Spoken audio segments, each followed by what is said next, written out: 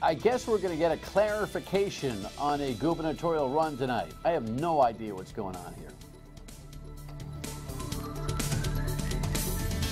Welcome into my State of Mind. I am Dan Yorke. Seriously, Carl Waddenston is here. He's the head of Vibeco and the guy that's running the pothole patrol out there. And he was in the paper the other day as a potential gubernatorial candidate, deciding in 4 weeks. And I don't know. I had some commentary about this last night. We'll find out. And I can promise you one thing.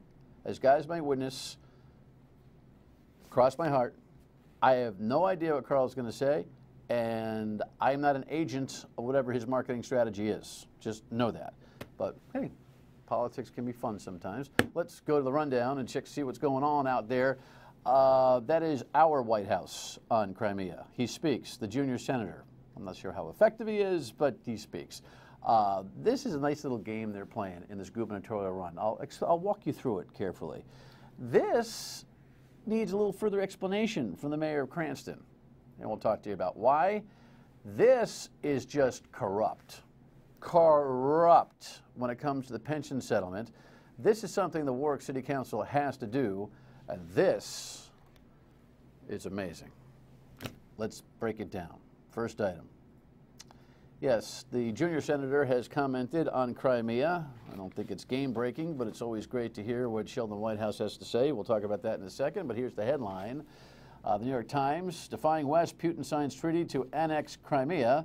I guess you can just go ahead and do that if you want. You know, they voted that they want to be with us. We're taking it. And he had an announcement, earlier today. They're way ahead of us time-wise, so in his daytime announcement, we received it this morning, and I guess the markets liked it because he said, amongst other things, that he does not seek to take any more of the Ukraine. It's just that, Crimea is in his heart, it's part of them, blah, blah, blah, da-da-da.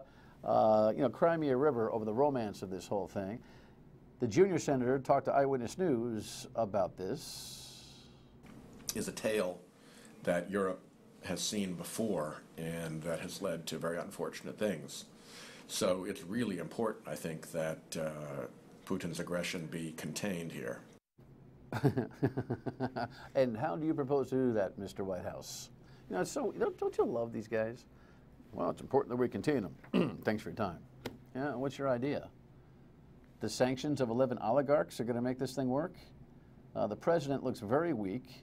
And now Putin is playing his cards a little softer this time around. This is an ongoing saga. I don't have a lot of faith that anybody in the White House or Sheldon Whitehouse knows what to do about this. Next item.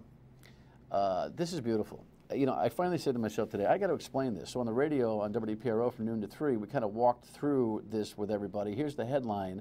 Gina Raimondo unveils infrastructure proposal. And by the way, pay attention to the headline because this is what we're going to talk about. The headline says she unveils infrastructure proposal, right? The sub-headline in the Journal today, gubernatorial candidate says her plan would help cities and towns pay for needed road repairs while creating jobs. Great. And you know what? She did a press conference on the bridge that goes over the river for 152. It's a mess, right? And it's perfect. So all you got to do when you're a candidate is say, we have bad bridges. We have to fix them. I'm going to find the money to fix them. And I got this whole complicated idea on how to do it. That's called campaigning. Really, the basic question that needs to be answered is, what's your priorities? If we have an infrastructure problem, how much dough are you going to put in for infrastructure? And where does it come from out of an $8.5 billion budget? It's not any more complicated than that. But if you hear the answers to the questions from the press, this is a radio newsroom piece of audio we borrowed from WPRO, you would know what the heck she's talking about. Where do we get money for a bridging program? Well, I started one last year with the General Assembly. They put $7 million in last year, and that has enabled us to put $20 million to work this year. So I think we can, and I think we have to find it. And I'll go back to pension reform. Pension reform saved $4 billion for the people of Rhode Island. And when we did that, we always said, let's make tough choices so we can invest. It's time to invest. We have to find the capital to rebuild Rhode Island if we're going to get out of the doldrums that we're in. The $4 billion savings is in future unfunded liability in perpetuity. Okay? It's not a cash savings. And most people not paying attention think, well, she saved $4 billion. Folks, the whole budget's $8.5 billion. So I just saved $4 billion in immediate or annual expenditures. And the notion that, you know, we got to do it, geez, we got to find it. You can't run for governor unless you've got a tepid and passive press without saying where that money is going to come from. The campaigners are winning, okay? The press is losing. Ask her the question, I know I will when she gets here, where is the money to fix roads and bridges? Where does it come from? Spit it out and make it simple. And by the way, that's not just for Gina, that's for all of them.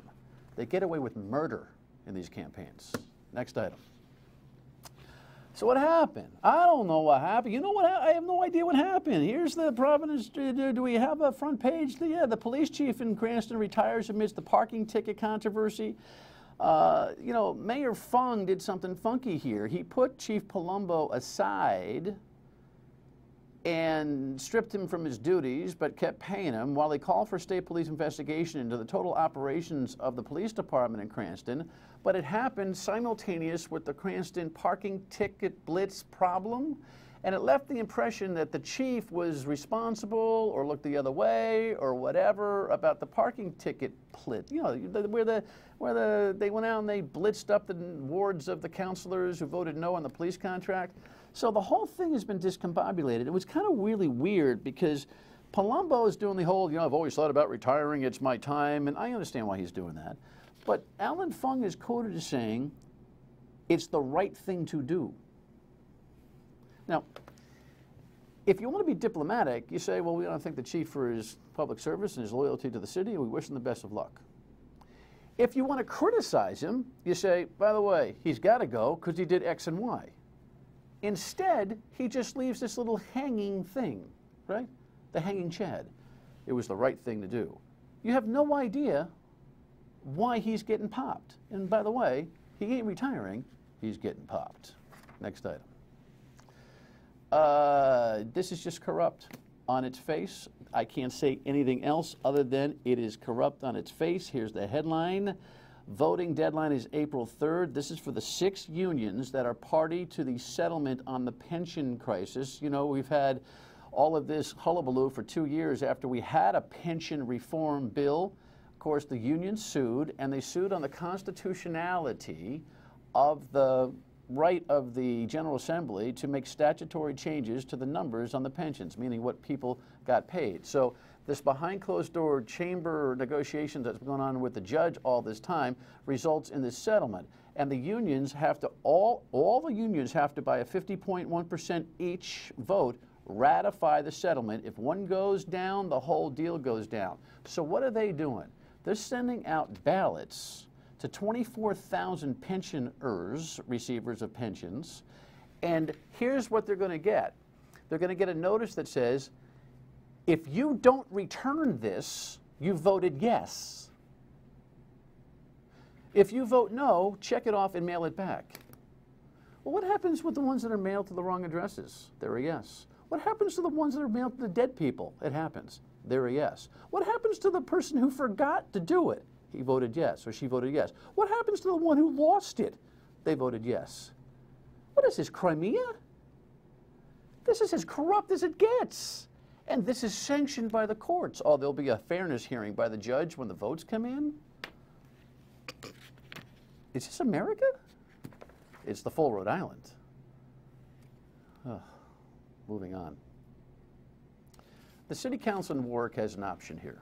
They can do the right thing, or they can just watch this terrible, archaic law ruin a guy's constitutional rights.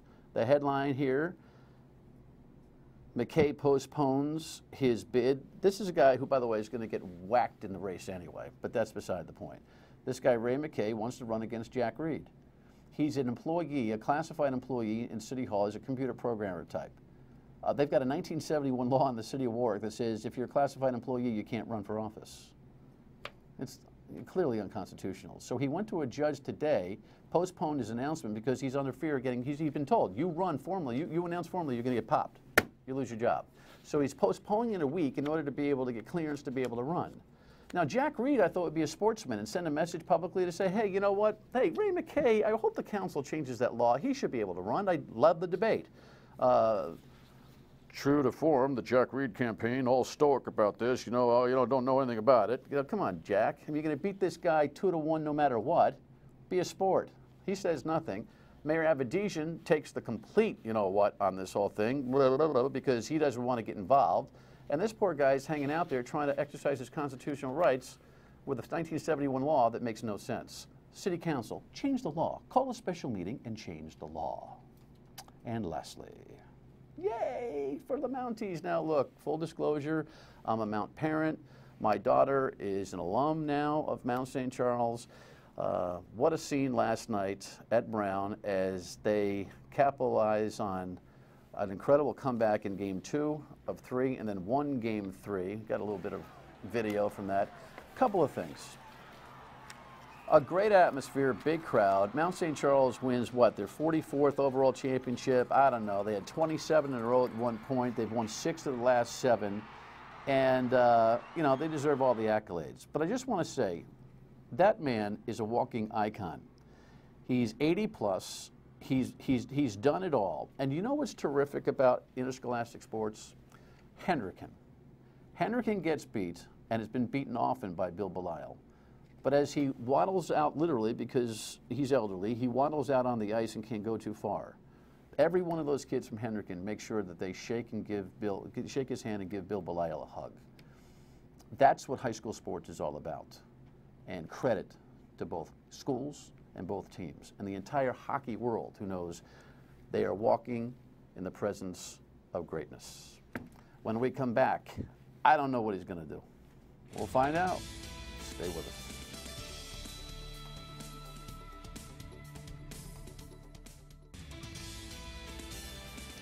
So there's some of the work. Ellen Fung rolling a pothole, compacting a pothole. That's the Vibco GR1600, which has gotten so much attention on radio, on television here, of course now in the newspapers. And the other day, on Sunday, I'm reading a column. I talked about this last night, headline here.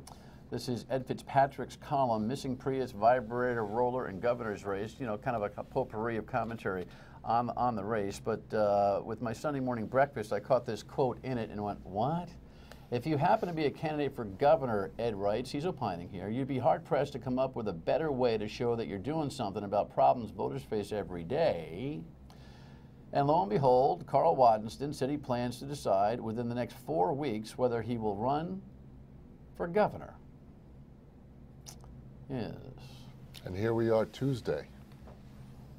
Is your 2 days after Sunday. Yes, what does that mean? You've had an epiphany, you've accelerated your schedule, you're clarifying, you're reacting to me going, what, on the radio and the television, because I am certainly, while I would consider you a friend, I am not your marketing agent, and I want this whole this whole pothole thing has been, I think, a legitimate effort on you and your company's part to affect the quality of life of people in Rhode Island. It can get complicated by an intended political motive. So what is going on? So, the pothole thing started as just a problem here within the state that we're all having to deal with. And we talked on the radio, we offered up the free stuff, so we're doing that. And we're doing something, it's the first time in Rhode Island history. Free stuff, to clarify. Free stuff, free vibrators. The free vibrating machine. At $1,500 a pop or whatever. $2,300 list price, $1,599 the wholesale price. We're giving them away free. And we have some expectations. That's, and the towns are abiding. We're bringing together the management of the town as well as the workers because it's a bigger systemic issue than fixing potholes. It's a cultural shift. And the towns are coming on board like nobody's business. People don't understand what the cultural shift means. The cultural shift means... Well, get to the cultural shift. What the hell are you doing? What am I doing? So rather than send out mixed messages, because we are on such a pivotal state in Rhode Island history for actually doing something, I'm here today to give clarity to everybody. And I sent out a press release. I'm going to tell you what I'm going to do. I brought notes because everybody always criticizes me for flying by the seat of my pants. Number 1 mission, And the #1 mission started out pothole packers in Rhode Island for every city. And you can laugh about the pothole packers, but eliminating potholes for everybody in the state of Rhode Island and becoming pothole free. And it's about collaboration, it's about problem solving. That's my #1 mission. My #2 mission. How many papers do you got? I just have a few. I just have a few. #2, RI Commerce RI. I put a lot of heart and soul into Commerce RI. And former Rhode Island Economic Development Council. Right, you're the only guy that voted against the 38 studios. Yeah, and I feel that when I'm at those board meetings with our prior governor and the current governor, that I'm asking the questions that most Rhode Islanders would want to ask at the table. I'm being pragmatic. There are not a lot of newsmakers that I let get away with this crap. You are going to answer the question. I'm answering. What are you doing? Okay, good. Okay. So that's that. I mean, you went through the work of a little craft show here, so I'll let you keep going. All right. There's only 2 segments, by the way. Okay, so that's that. And then manufacturing excellence, and manufacturing, you know, Dan, is my passion. It is to the core of what I do. That's why the machines are getting out to people here, and operational excellence, right?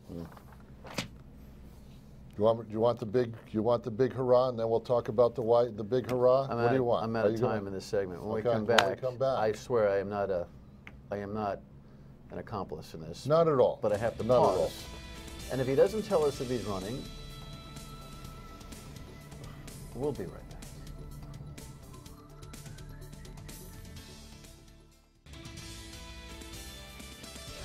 Rhode Island #1. Rhode Island #1. Rhode Island #1. Rhode Island #1. Rhode Island #1.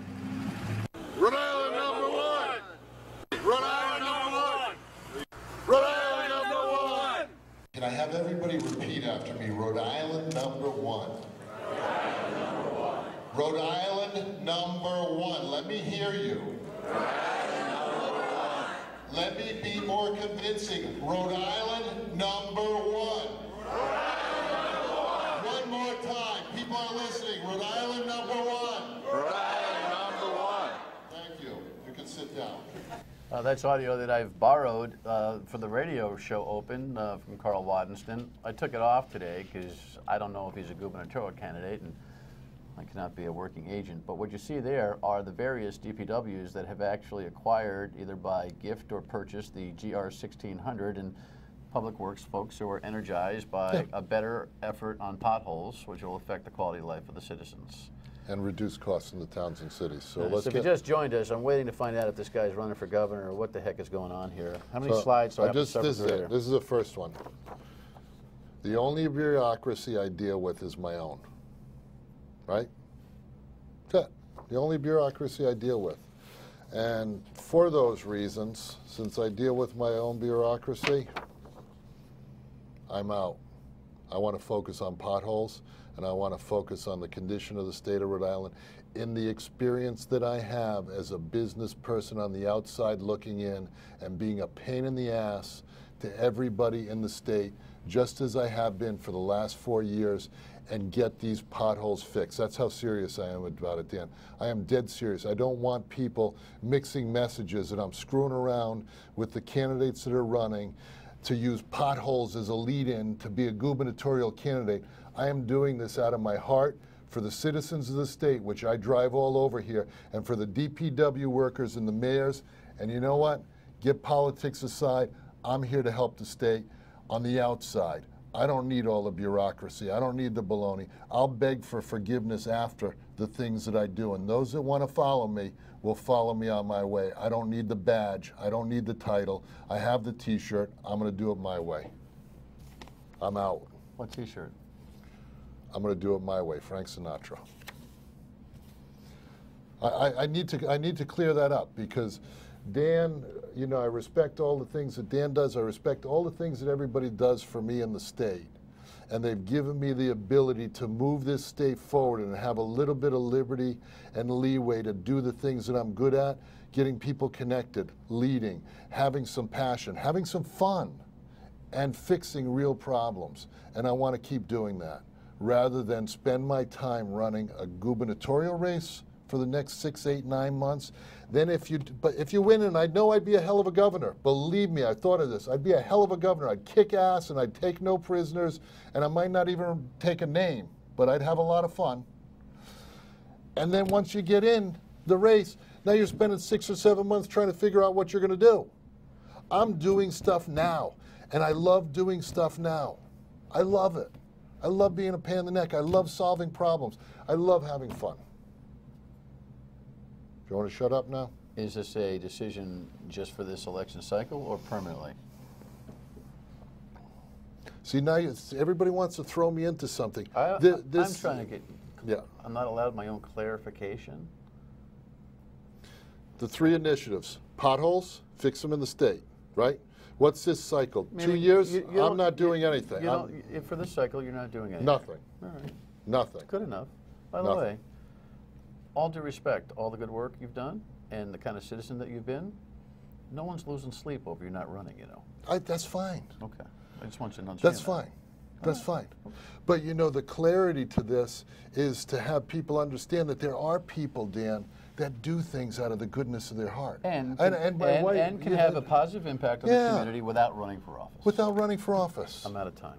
Thanks Yes. for clarifying. Thank you. All right. We'll be back to the Pothole Patrol. Your state of mind when we come back. Stay with us. Of course, you know we always want to know what's on your state of mind. Here's how you get in touch with the program. 228-1886 is the voicemail number. stateofmind@myritv.com is the email. And, of course, you can tweet and Facebook post at Dan Yorke Show. Don't forget the E. I don't have time, unfortunately. It's very rare that I don't have your input. But here's a follow-up.